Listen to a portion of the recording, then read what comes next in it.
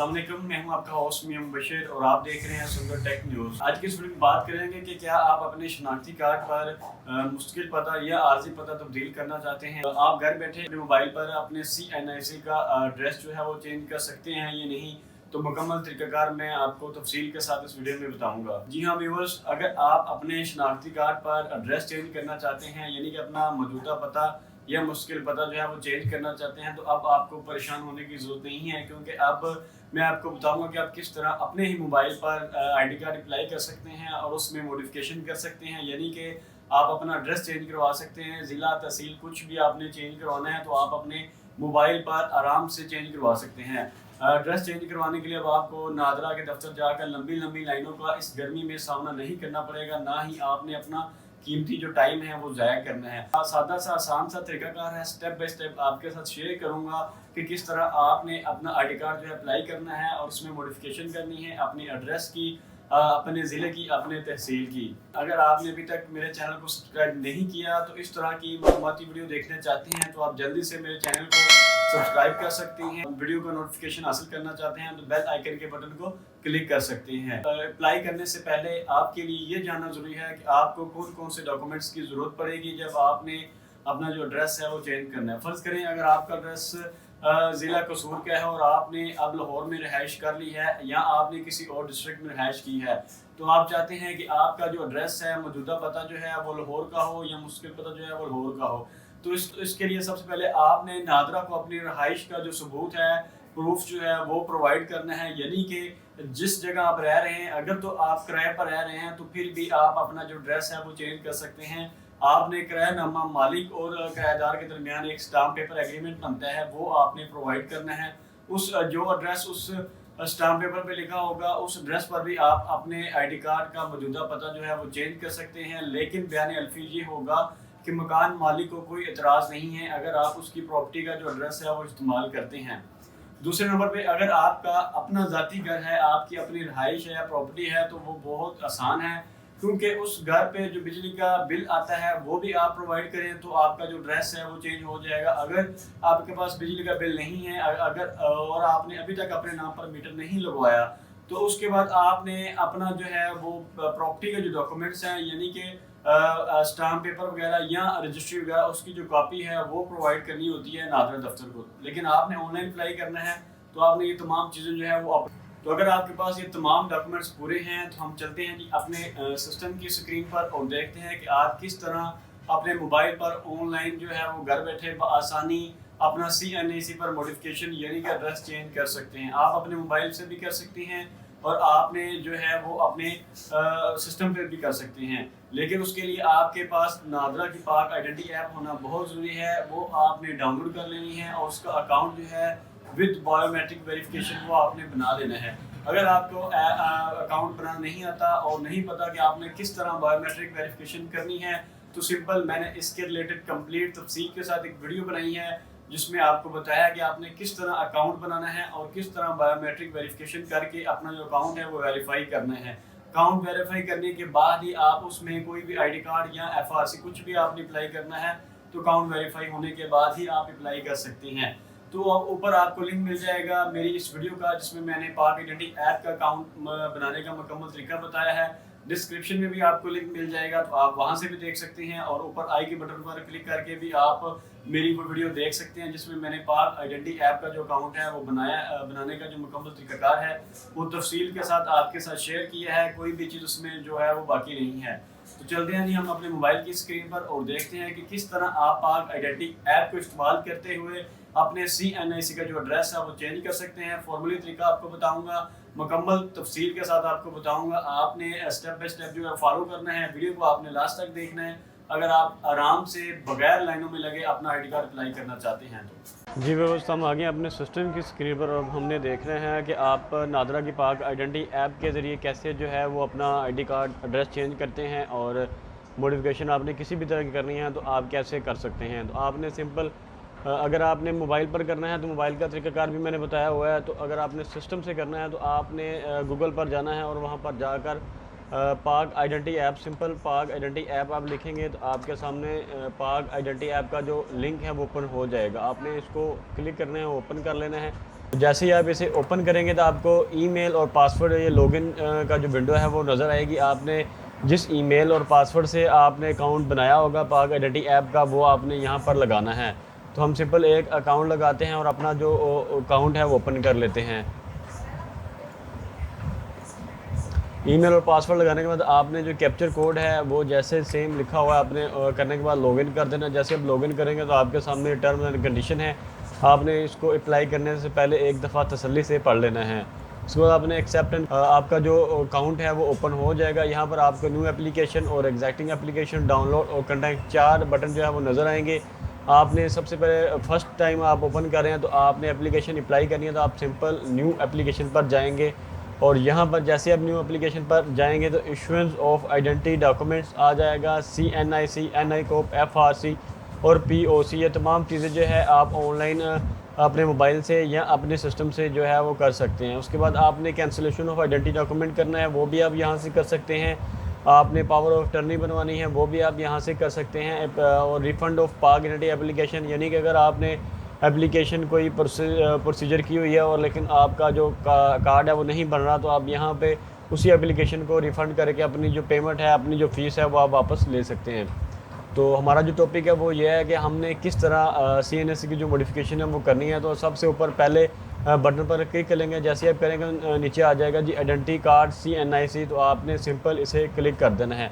तो आप पूछेगा जी which type of identity card, तो हम पाकिस्तान में रहने वाले हैं तो आप पाकिस्तान के करेंगे। अगर आपने NI कोप बनाना है तो आप NI कोप की मॉडिफिकेशन करना चाहते हैं तो आपने NI कोप को करना है। अगर आप POC में मॉडिफिकेशन करना चाहते हैं तो आपने POC में क्लिक करना है। तो हम जो है वो नेशनल आइडेंटिटी कार्ड में मॉडिफिकेशन करना चाहते हैं। तो अब वो पूछ रहा है कि do you have already any document ID card issue bye NADRA.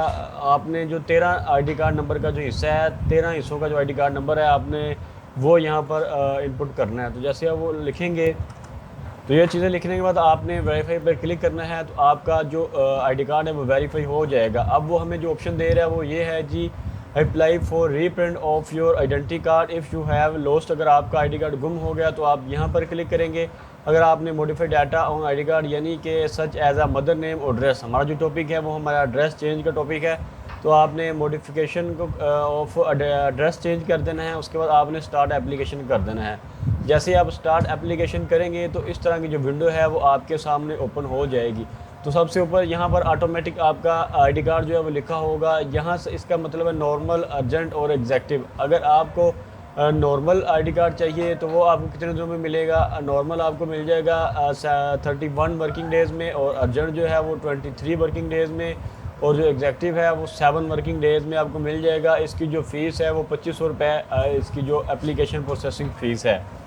तो यहाँ पर आपने अपनी डेट ऑफ बर्थ दोबारा ऐड कर देनी है, और उसके बाद आप जो डेट ऑफ बर्थ आपके ID कार्ड पे लिखी हुई है वही आपने यहाँ पर डेट ऑफ बर्थ देनी है, वही आपने डाटा देना है, ताकि एप्लीकेशन अप्लाई करते वक्त आपको किसी भी किस्म की परेशानी का जो सामना है वो ना करना पड़े। यहाँ पर आपने अपनी जो पासपोर्ट साइज़ पिक्चर है वो आपने अपलोड कर देनी है। कोई भी आपके पास अगर पासपोर्ट साइज़ पिक्चर पड़ी है तो आप यहाँ पर वो अपलोड कर सकते हैं। अपलोड करने के बाद जैसे आपने अपलोड कर ली है तो आपने इसको अपलोड के बटन को क्लिक कर देना है। जैसे आप क्लिक करेंगे तो क्या नोट वैलिड JPG इमेज, क्या आपकी जो इमेज है वो ठीक नहीं है, आपने इसको MB से कम करना है। 1 MB से आपकी जो पिक्चर है वो कम होनी चाहिए। करने के बाद आपने इसको सेव पर क्लिक कर देना है। जैसे आप सेव पर क्लिक करेंगे तो ये पेमेंट ऑप्शन आ जाएगा आपके पास कि आपने अब इसकी जो पेमेंट है वो करनी है। अब ये इजी पैसा, जैज़ कैश और नादरा की फ्रेंचाइज़, नादरा सहूलत की फ्रेंचाइज से आप पेमेंट कर सकते हैं। ये आपकी ट्रैकिंग ID जो है वो यहाँ एप्लीकेशन फ़ी के साथ जो है वो ट्रैकिंग ID आपको मिल जाएगी। आपने इस ट्रैकिंग ID से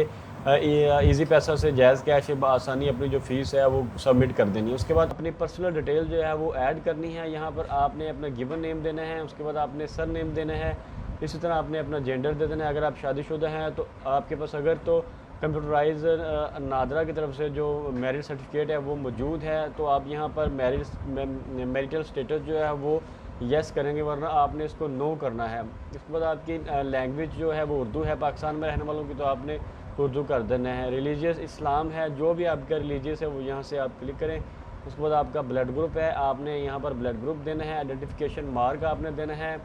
ये ओल्ड सिटीज़न नंबर आपने नहीं देना। जिसके ऊपर रेड स्टार है वो आपने लाजमन जो है उसमें जो चीज़ है वो ऐड करनी है, वरना आपकी जो एप्लीकेशन है वो नेक्स्ट प्रोसीजर नेक्स्ट जो है वो नहीं होगी।